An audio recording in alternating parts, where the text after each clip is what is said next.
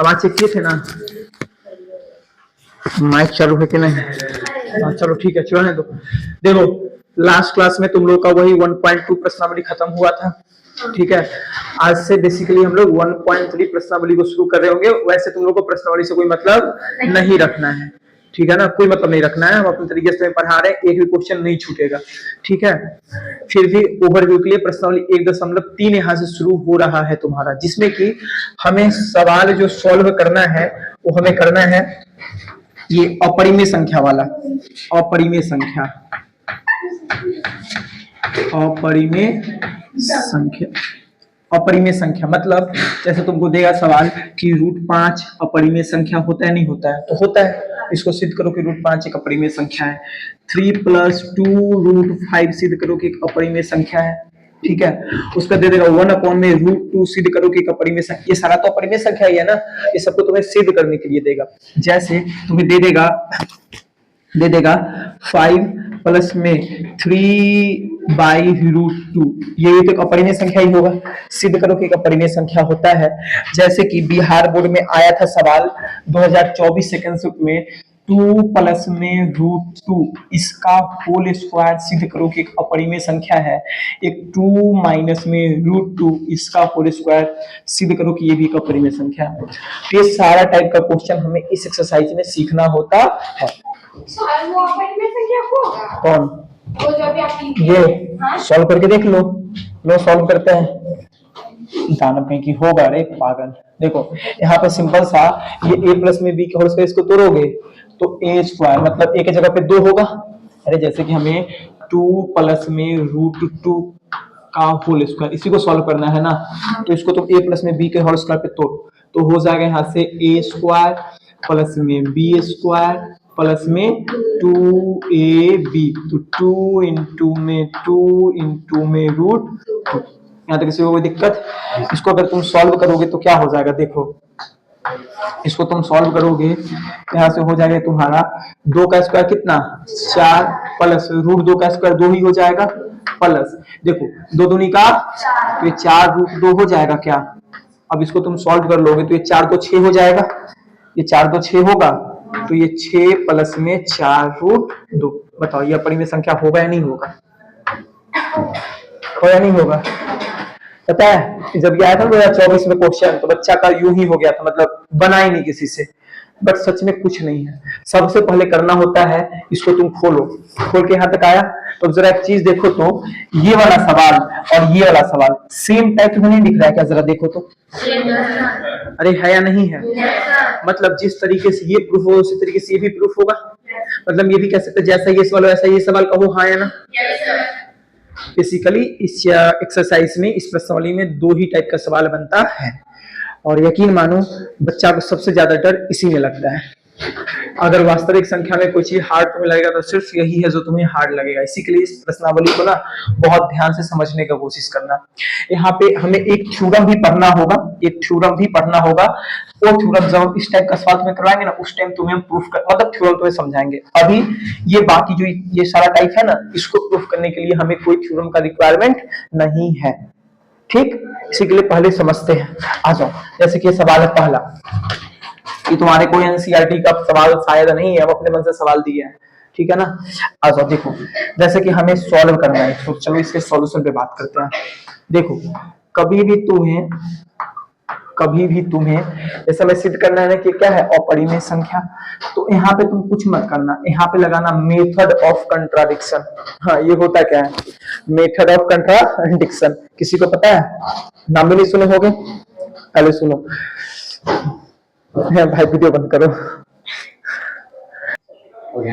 Method of contradiction होता क्या है? सबसे पहले जैसे मान लो ये दोनों एक दूसरे की मतलब दोस्त है, ठीक है कितना बेइज्जती होगा।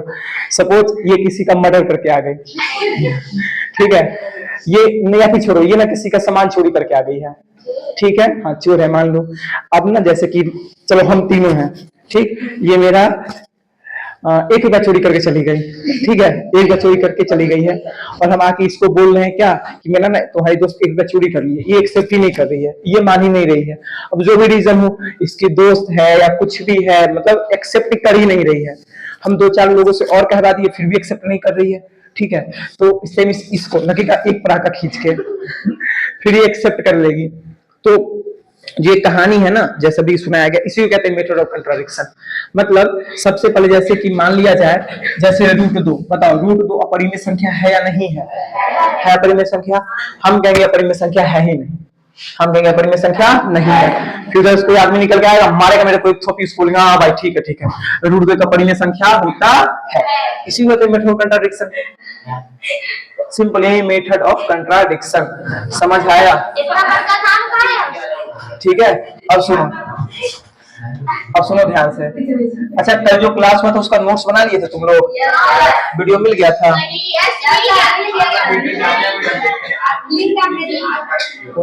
हम तो टेलीग्राम पे मेंशन भी कर दिए थे। चलो छोड़ो, आ जाओ। देखो यहाँ पे हमें लगाना है मेथड ऑफ कंट्राडिक्शन। तो हम क्या करेंगे कि माना कि 2 प्लस में √3 एक परिमेय संख्या है,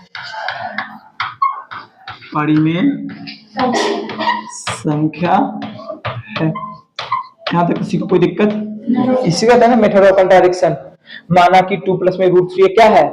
परिमेय संख्या है। तो मुझे एक बात बताओ, अगर 2 प्लस में √3 एक परिमेय संख्या है, तो यहाँ पे तुम 2 प्लस में √3 बराबर में p/q लिख सकते हो क्या? क्योंकि परिमेय संख्या p/q के बराबर होता है ना, तो तुम्हें बताया गया था ना। तो यहाँ से तुम लिख सकते हो 2 प्लस में √3 बराबर कितना? p/q। कोई दिक्कत? अब जरा इसको थोड़ा सा सॉल्व करते देखो। अब यहाँ से तुम इसको ऐसा लिख सकते हो क्या? देखना, बहुत ध्यान से देखना। ये √3 को ऐसे ही छोड़ दो, बराबर में ये p/q माइनस में 2 बोलो हाँ या ना? इसको चाहो तो एक लाइन तुम और लिख सकते हो। यहाँ से तुम एक लाइन लिख सकते हो कि ये दिख रहा है कलर? इसे वीडियो में दिख रहा है। तो यहाँ से लिख सकते हो तुम √3 बराबर में ये हो जाएगा p माइनस में 2q अपॉन में q। बोलो हाँ या ना? बेटा बहुत लंबा ज्यादा हो गया, यहीं पे ठीक था। छोड़ो, यहीं पे समझो, इसको नहीं लिखेंगे, यहीं पे समझो। अब ध्यान से सुनो, एक बात पहले याद करो कि परिमेय संख्या का डिफिनेशन क्या हुआ करता था, जिससे तुम p/q के रूप में लिख सकते हो, जहां p और q दोनों पूर्णांक होना चाहिए और q नॉट इक्वल टू 0 होना चाहिए। एक है ना परिमेय संख्या का डिफिनेशन। अब जरा आ जाओ, एक चीज समझो। यहाँ पे बताओ, ये p/q, ये भी p तुम्हारा क्या है? पूर्णांक है। q तुम्हारा क्या है? पूर्णांक है। तो पूर्णांक बटा पूर्णांक तो परिमेय संख्या हो जाएगा क्या? अरे सभी के सभी पूर्णांक परिमेय संख्या तो होता है ना। तो देखो, ये p भी एक पूर्णांक है, हाँ समझो, p भी एक पूर्णांक है, q भी एक पूर्णांक है। अरे p भी पूर्णांक है, q भी पूर्णांक है। एक एग्जांपल ले लो, तो मान लिया जाए 6 पूर्णांक है या नहीं है? 3 पूर्णांक है या नहीं है? जरा भाग देंगे, आंसर कितना आएगा? बताओ, 2 पूर्णांक है या नहीं है? अरे है ना। अब मारो गोली, ऐसे समझो, 6 परिमेय संख्या होगा या नहीं होगा? छोड़ो, 6/3 परिमेय संख्या है या नहीं है? है। तो बताओ, ये p/q एक परिमेय संख्या होगा कि नहीं होगा? अब बताओ, ये 2 तुम्हारा परिमेय संख्या होगा या नहीं होगा? तो 2 को तुम 2/1 को लिख ही सकते हो। इसका मतलब ये हुआ कि जो ये पूरा p/q एक परिमेय संख्या होगा, कहो हाँ या ना? परिमेय संख्या माइनस ये 2 भी तो परिमेय संख्या है। तो अगर तुम परिमेय संख्या में से परिमेय संख्या को घटाओगे तो आंसर क्या आएगा? जैसे मान लिया जाए 6 परिमेय संख्या होता है या नहीं होता है? 2 परिमेय संख्या होता है या नहीं होता है? घटाएंगे तो आंसर कितना आएगा? 4 का परिमेय संख्या होगा या नहीं होगा? मतलब ये हुआ कि पूरा उत्तरी, ये क्या हो रहा है भाई? ध्यान से देखना, ध्यान से। इसका मतलब तो यही हुआ कि जो ये पूरा टर्म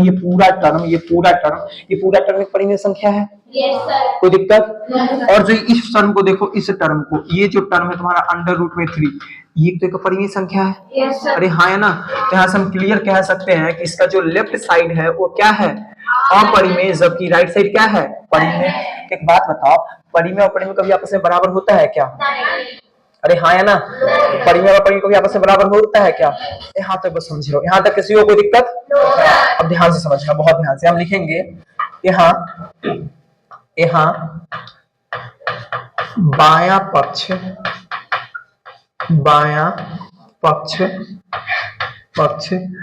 अपरिमेय संख्या है, अपरिमेय संख्या है, जबकि जबकि दायां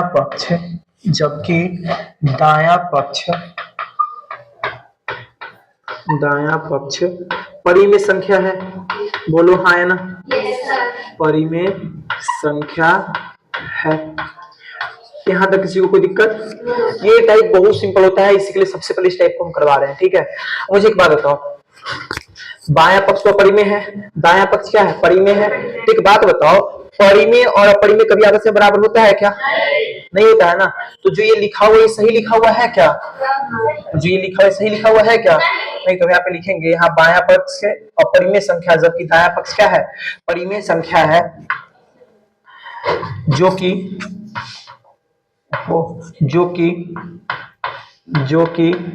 संभव नहीं है,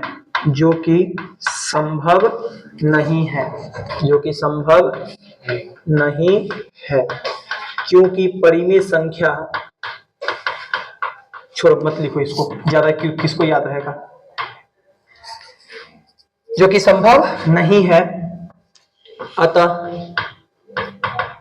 हमें यहाँ एक विरोधाभास उत्पन्न होता है। विरोधाभास मतलब वही मेथड ऑफ कंट्राडिक्शन। में थोपी लग चुका है, अब समझ आया? अरे थोपी लग चुका है, लगा कि नहीं लगा? क्योंकि लगे है ना, ऐसे क्यों मुंह नाक बैठे, नहीं समझ आ रहा है? हमें यहाँ एक विरोधाभास उत्पन्न होता है,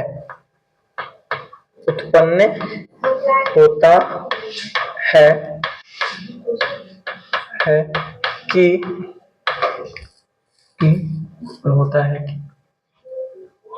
नहीं, बस नहीं रखो, उत्पन्न होता है, ठीक है। तेरी चल जा बे।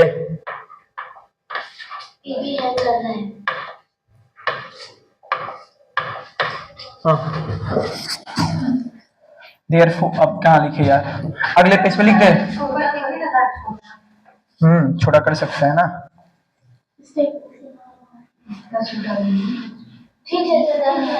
रुक जाओ, पहले हमें लिखने दो पूरा। पता है इतना बहुत लैंग्वेज लिख रहे हैं, इतना लैंग्वेज कभी नहीं लिखते हैं, पता नहीं कितना लैंग्वेज हो रहा है। आओ देखो ध्यान से,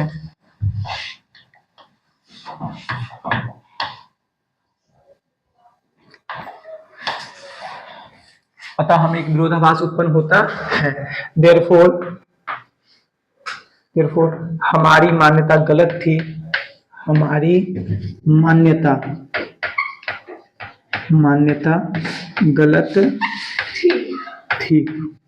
गलत था या ठीक क्यों लिख भाई? गलत था।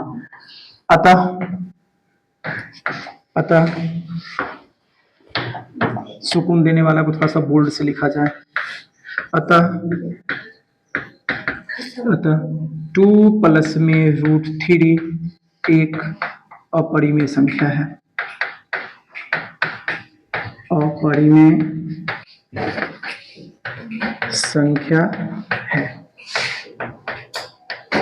समझ आया क्या? yes, sir. ये सवाल कितने लोगों को समझ आ चुका है?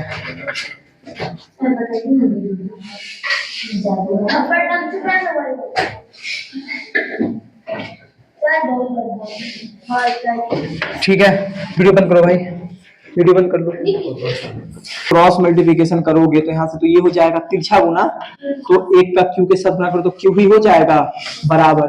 √3 का पी के साथ गुना कर दोगे तो √3p हो जाएगा। क्या बोलो हाँ है ना? यहाँ तक किसी को दिक्कत नहीं आया ना? अब देखो ना कितना सिंपल है। ये क्यू बताओ, क्यू परिमेय संख्या होगा कि नहीं होगा?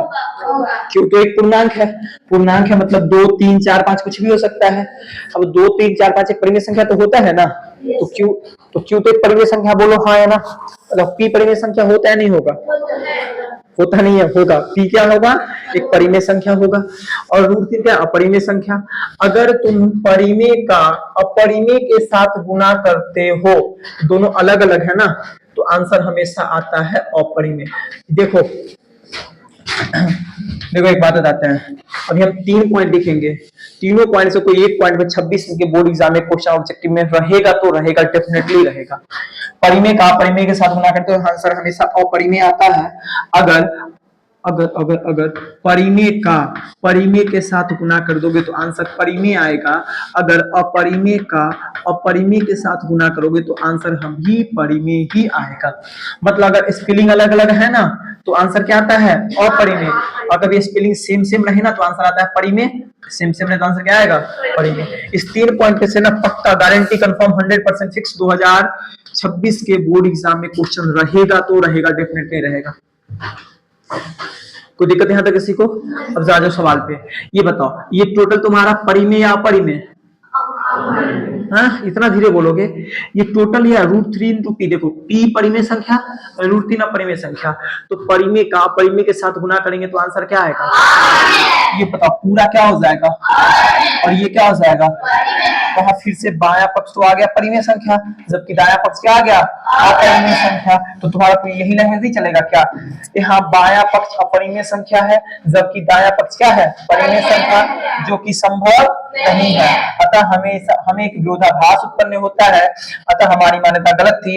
अतः 2 + √3 क्या है? अपरिमेय संख्या है। पता हम कुछ नहीं करेंगे। देखो बता रहे, बहुत सिंपल चीज है। इतना आसान है, इतना आसान है क्या ही बताया तुम्हें। रुक जाओ, थोड़ा सा रुक जाओ पहले। ओहो रुको, देखो कुछ नहीं करेंगे। यहां से ऐसे इसको उठा, कॉपी मारेंगे।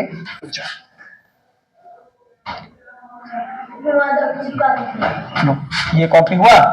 अब देखो कुछ नहीं करना है, बहुत सिंपल है, बहुत सिंपल। इधर सवाल है, इधर सवाल है। रुक जाओ, पहले इसको इरेज करो इधर पूरा। कौन इतना लिख देता है यार? हाँ कर लो। देखो देखो यहाँ तक देखो, समझ आया होगा ना? अब रुक जाओ। अरे ये आएगा कैसे अब?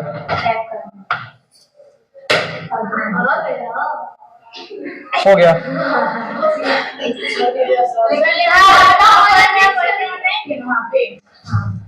लो, समझ आया ना सब कोई को? कहाँ? यहाँ बायां पक्ष अपरिमेय। ओहो हाँ सही बात है, इसको चिन्ह मारना होगा। यहाँ बायां पक्ष क्या है? परिमेय। बायां पक्ष परिमेय संख्या है, जबकि दायां पक्ष क्या है? अपरिमेय संख्या। दायां पक्ष क्या है? जो कि संभव में था, हमारी बात गलत थी।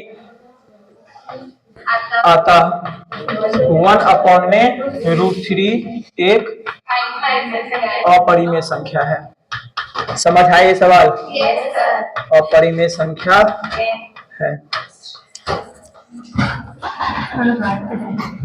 अब जरा बताओ, इस टाइप का सवाल सारा कर लोगे ना? दिक्कत तो नहीं आएगा? अब जरा लाओ एनसीईआरटी का बुक,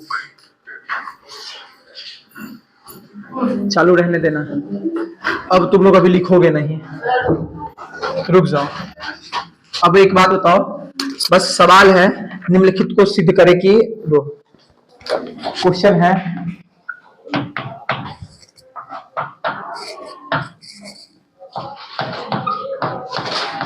निम्न को अपरिमेय संख्या सिद्ध करें। अपरिमेय संख्या सिद्ध करें। सिद्ध करें। पहला पार्ट है इसमें, पहला पार्ट, दूसरा पार्ट, तीसरा पार्ट, चौथा पार्ट, पांचवा पार्ट। और देखो एनसीईआरटी का सारा क्वेश्चन लाइन बाय लाइन हम लिख दे रहे हैं। सिद्ध करना है पहला, 3 प्लस में 2√5। कितने लोग इसको अपने में प्रूफ कर लोगे? शाबाश। अगला है 1 में √2। कितने लोग कर लोगे इसको? ओहो। उसके बाद 7√5। कितने लोग इसको कर दोगे? दानव नहीं के, ये 7√5 बराबर P/Q होगा। तो यहाँ से तुम अंडर रूट में 5 ऐसे ही रहने देना, P/Q ऐसे ही रहने देना। ये 7 गुना में इस तक आएगा तो भाग में 7 तो 1 होगा। अब जरा देखो ध्यान से, तो यहाँ से तुम लिख सकते हो अंडर रूट में 5 बराबर में P/Q इंटू में, ये उल्टा होके गुना हो जाएगा। 1 बटा में कितना 7, यहाँ से रूट अंडर 5 बराबर में हो जाएगा p अपॉन में 7q। ये टोटल तो तुम्हारा परिमेय हो जाएगा और ये क्या हो जाएगा अपरिमेय। समझ गया क्या? हो पाएगा नहीं हो पाएगा? अगला सवाल है 6 प्लस में अंडर रूट में 2, ये कर लोगे क्या? अगला सवाल है 5 माइनस में अंडर रूट में 3, बताओ कर लोगे क्या? कर लोगे ना? अच्छा तो एनसीईआरटी का ही का था तो लो। अच्छा ठीक है, रुको रुको रुको रुको रुको रुको रुको रुको रुको दानव सब कहीं के लो, ठीक है कर लोगे ना? ये पांचों पार्ट करके आना, 6 हो गया। ठीक है? अब रुक जाओ, 2 और लिख लो, 2 और लिखो, 2 और लिखो, रुक जाओ। छठा पार्ट 5 प्लस में अंडर रूट में 3 का होल स्क्वायर, मतलब इसको सिद्ध कर लोगे क्या? कर लोगे ना? अरे तुम लोग ही मतलब तेज हो, वाह वाह वाह। 7वां पार्ट, आज तो हम सोच रहे थे ना कॉपी चेक करने टाइम, पिछले साल से भूत गया गुजरा, पिछले साल का बैच बहुत अच्छा था सीवन का। 7 माइनस में रूट 2 इसका होल स्क्वायर कर लोगे? ये सारा पार्ट कर लोगे ना? ये 7 पार्ट है। 7 पार्ट तुम्हारा क्या रहेगा पता है? गेस करो क्या हो सकता है? ये 7 पार्ट तुम्हारा है जी के स्क्वायर। हाँ रे पागल, ठीक है चलो बंद कर दो।